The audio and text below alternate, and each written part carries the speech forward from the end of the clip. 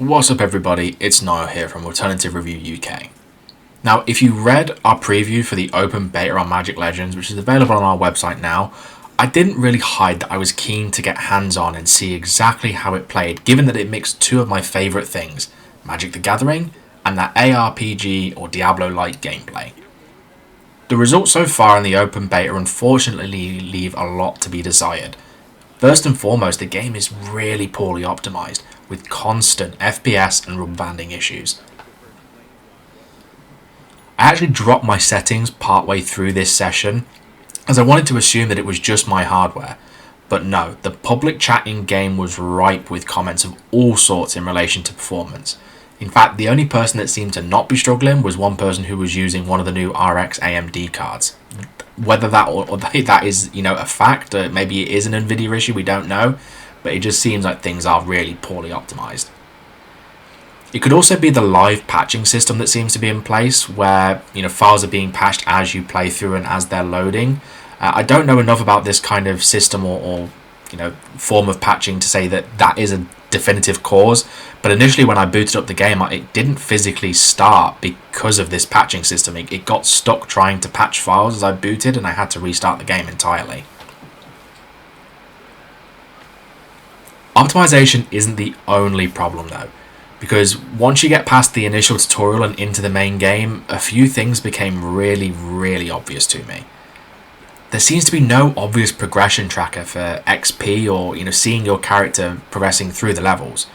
All I could see was when I eventually looked in the menus, in the top left hand corner, there was a portrait of my character with what seemed to be a progression bar around it and then the number 1 below it. Now, I'd completed the tutorial and was most of the way through the first level, and this progression bar was maybe not even a quarter full. Characters are supposed to have a max level of 30, so where is that actually being tracked? I mean, is it this weird little portrait in the menu? Why isn't that on the main HUD? I haven't got far enough into the game to unlock the progression system, maybe, who knows? Either way, it's a little bit strange. The next big thing was the dead space. While traversing through Tazim in the Zendikar region, which is the second part of this video, there's nothing to do in the level beyond kind of just move forward. There's no side activities, no loot chests, just walk to the next objective point and see what happens.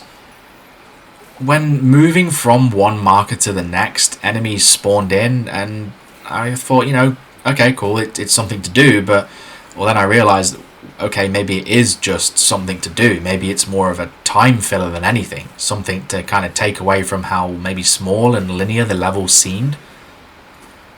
Throughout, you'd also face champion and elite enemies, and they seemed a bit common given their titles, and they also don't appear to be much of a threat, with most being downed with a quick burst of abilities.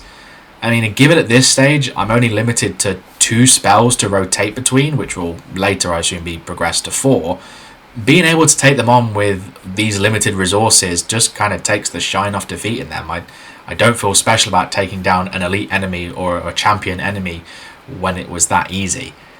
I mean, in Diablo, again, here comes the comparison, when you come up against an elite enemy, you're in for a fight, and they come with their own buffed minions as well that you have to also take on. And you kind of get that clear idea on what makes them elite or champion, because they have the description underneath that shows exactly what extra powers they have. Again, I've only played around 2 hours, 40 minutes which was this video, and then I went back later and played another hour or so. But these are crucial hours in a game where you want to hook in casual fans, you want to hook in the hardcore fans, maybe people that have no attachment to the source material, or non-gamers who just need their Magic the Gathering fix beyond the traditional TCG, especially in a global pandemic. The initial hours of the game do very little to encourage further play.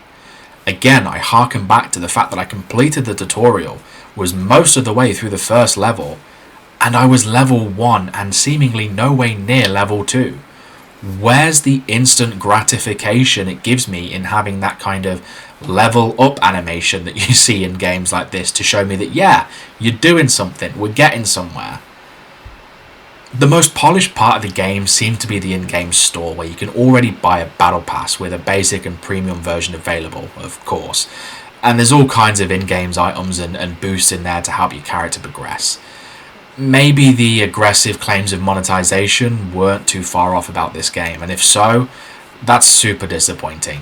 I know that in Cryptic's other game, Neverwinter, there's the Zen store. You can pay real money to get certain items, but it never felt as aggressive as it does here. It's not thrown in your face. You have to go to the store to find these items. You're not led there.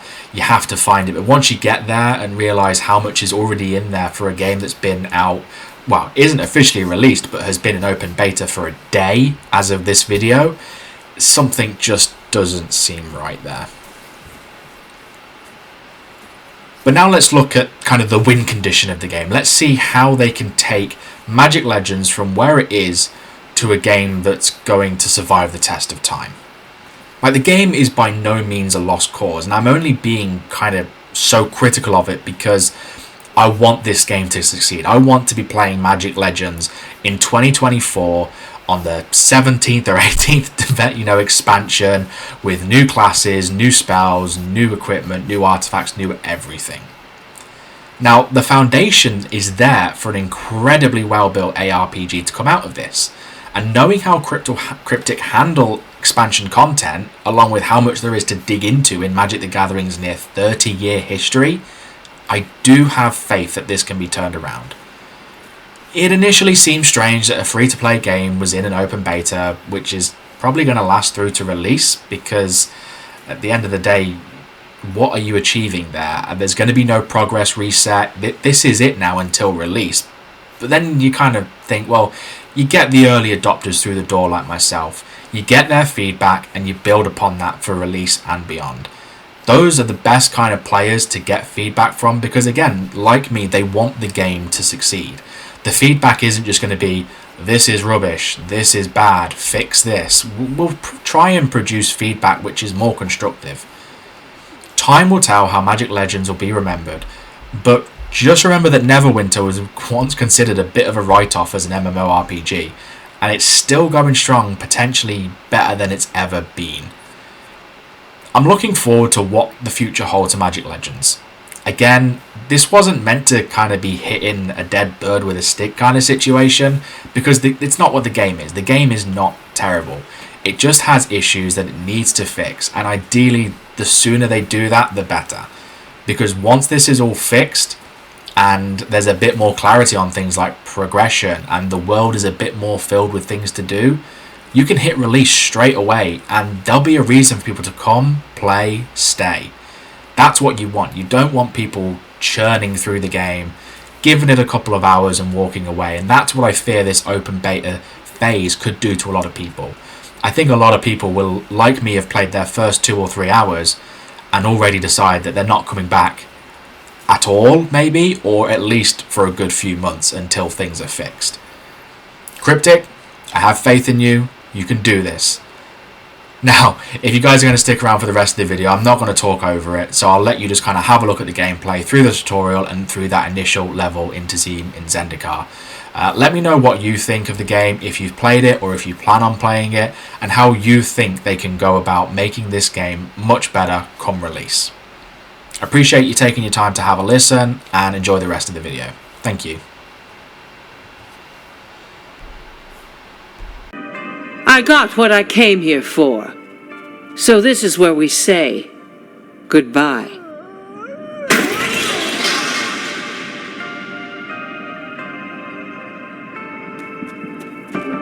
Remember everything I've taught you, and we'll make it through alive.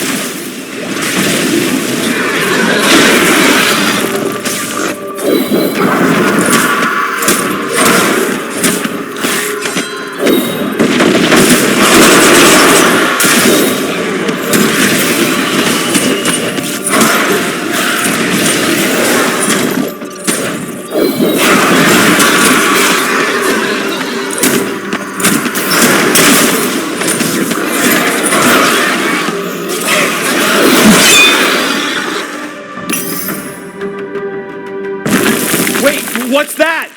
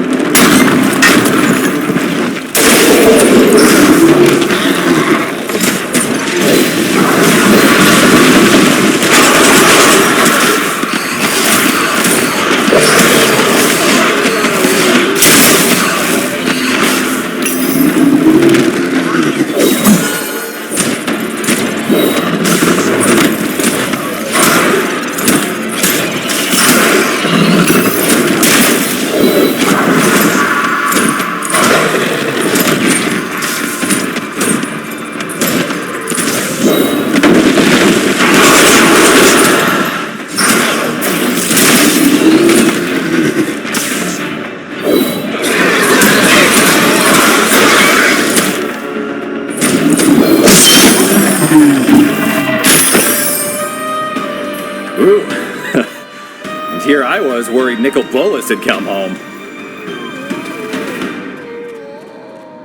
I can't run my experiment without that lens. Oh, crocked. I should have been more careful. Should I follow in her wake?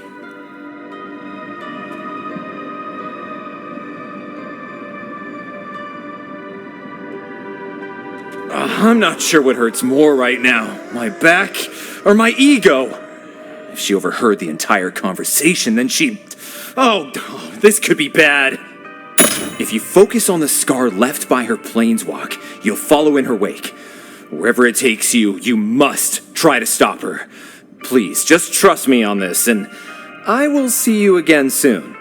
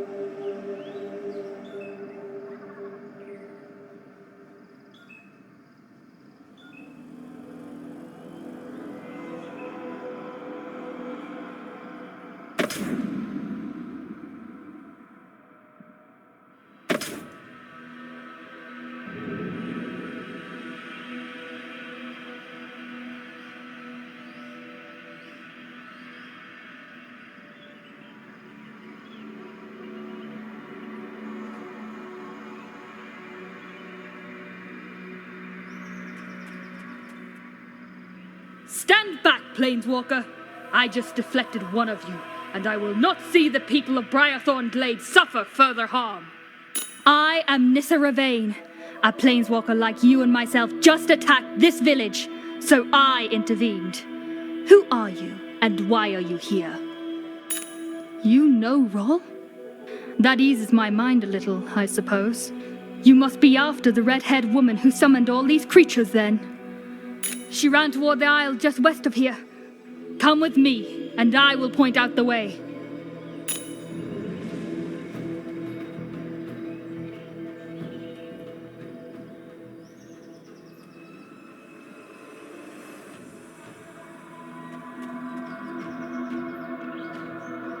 You'll find out this plane, Zendikar, has a life of its own. Here, let me take care of this vine.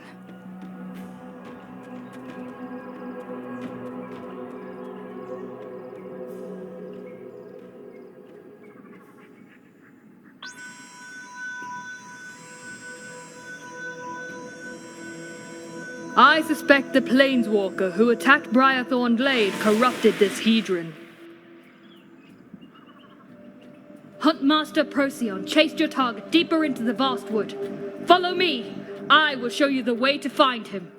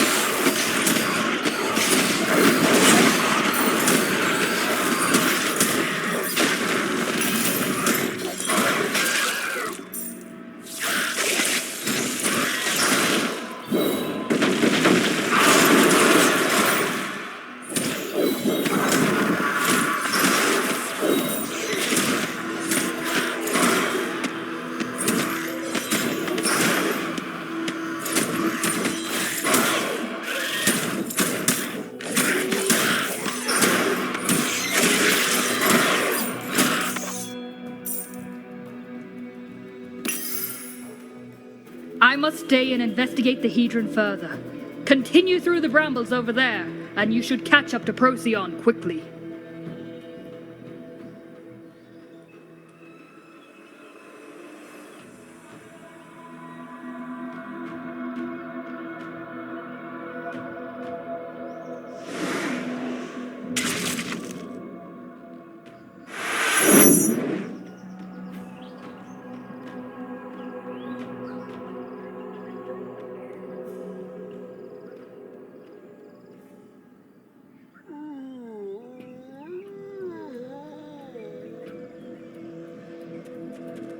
The creatures here must be reacting to that woman! Watch my back, Talus!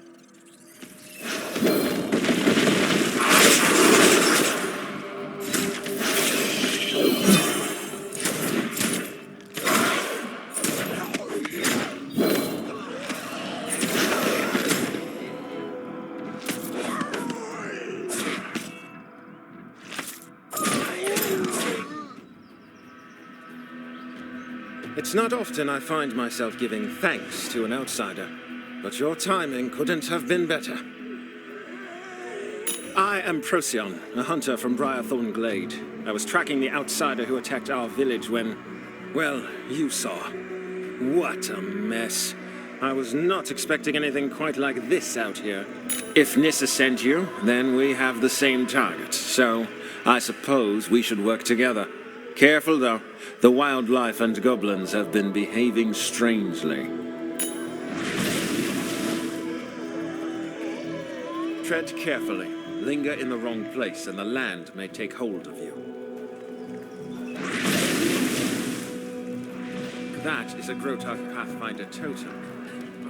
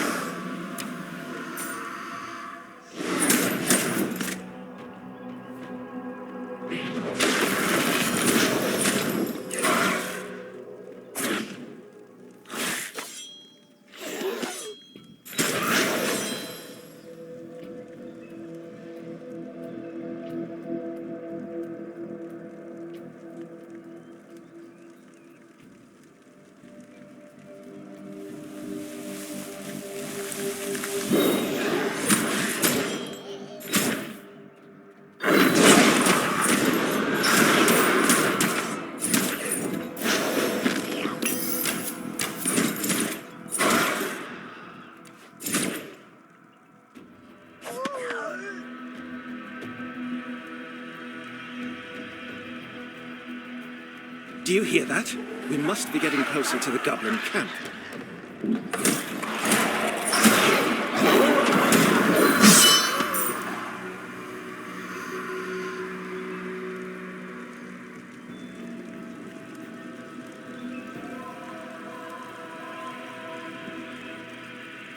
This destruction is excessive, even for goblins.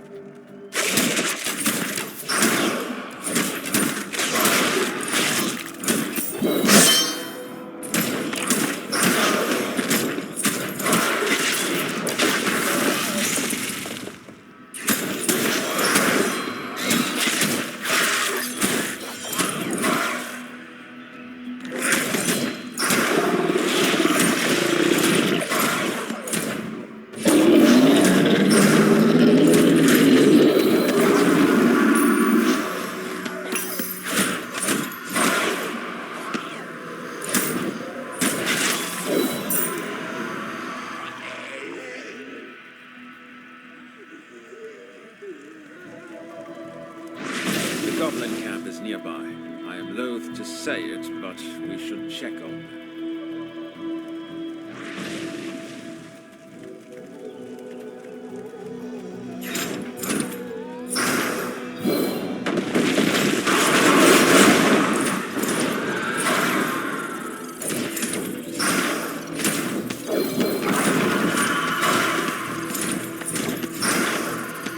It looks like the witch got to the goblins, too.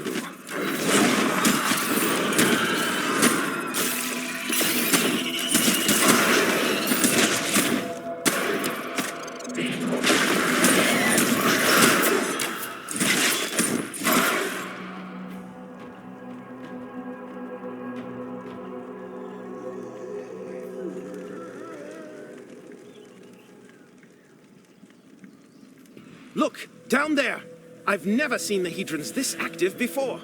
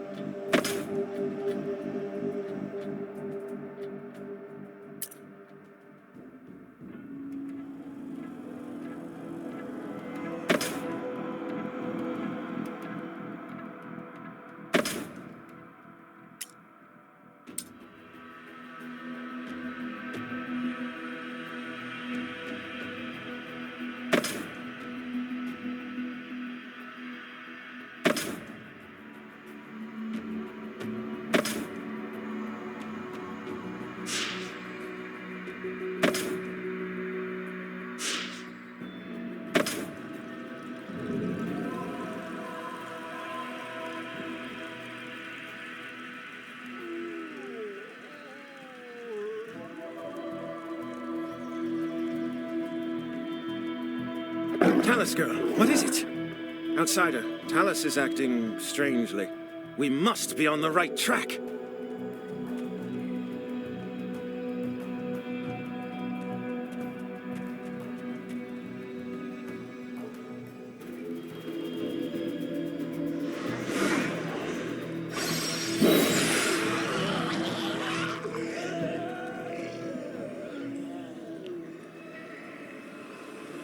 Is that an elemental?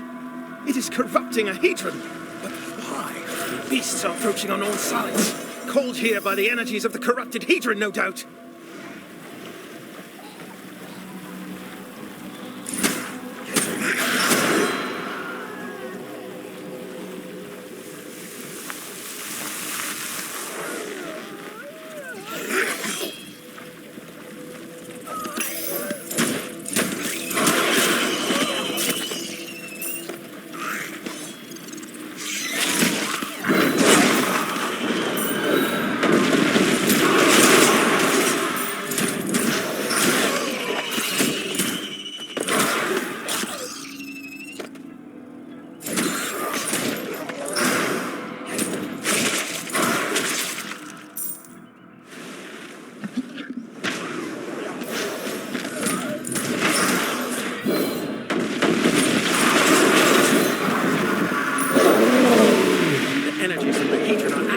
Companion Talus.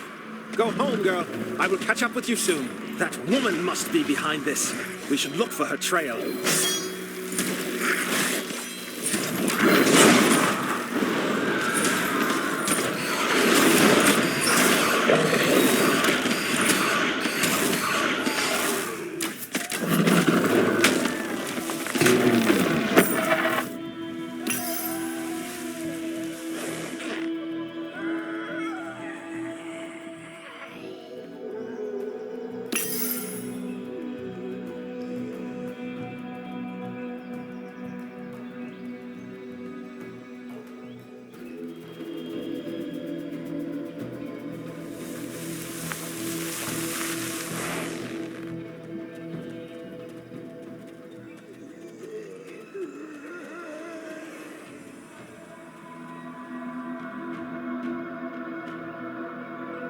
I see some humanoid footprints. Let's keep going.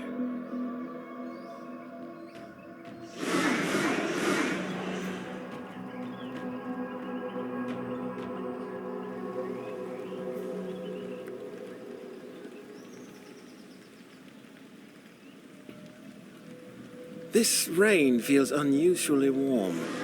Something is not right. I see more footprints. We're on their trail.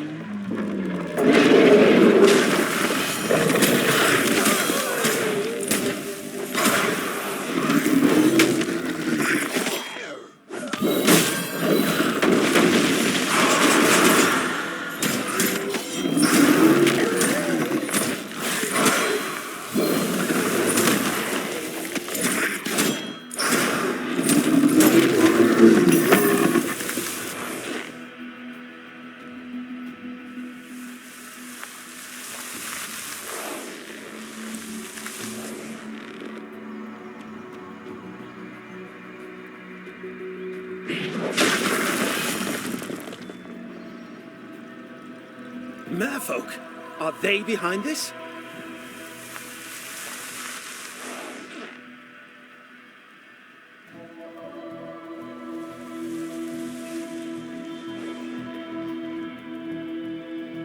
Someone's coming. Quickly, focus the hedrons. Let these beasts do what they do best.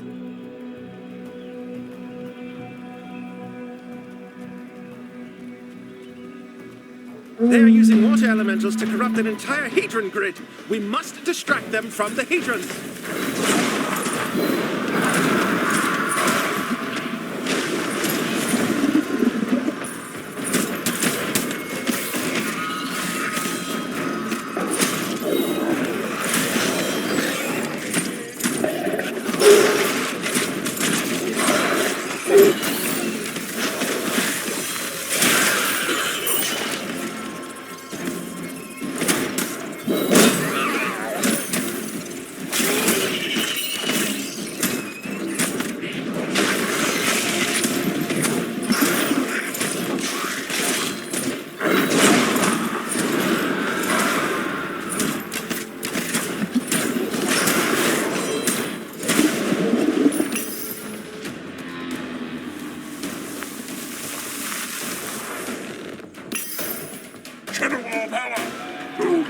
to realign the Hedrons.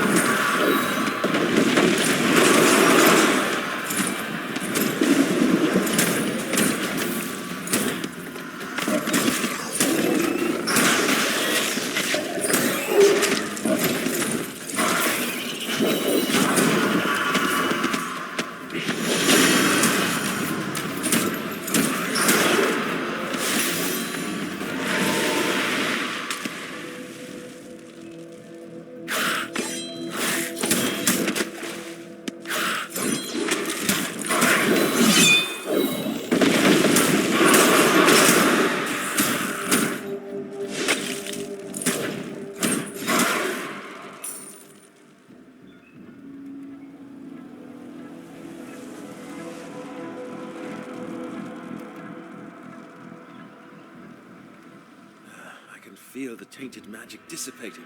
You've done it, outsider. We may have lost that witch, but now we know that Merfolk are behind the corrupted Hedrons. I will report this to Nissa and Iliadi in Briarthorn Glade. I recommend you meet with us as well.